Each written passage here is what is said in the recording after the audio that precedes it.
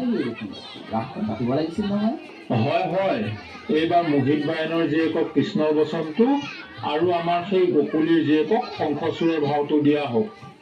এই যাদৱ মাষ্টৰৰ জীয়েকক ৰাধা বচনটো দিয়া হওক। তাই বোলে সত্ৰত গৈ সত্ৰীয়া শিকি আহিছে, বৰ ভাল কৰিব।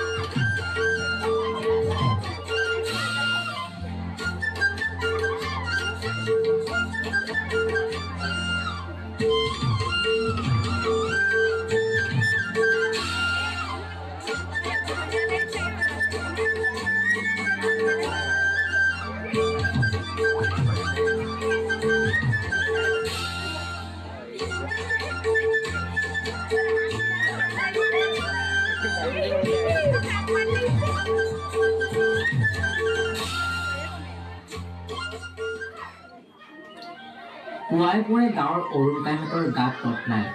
জলাহৰ বিলত মাছ মাৰিবলৈ গৈছে।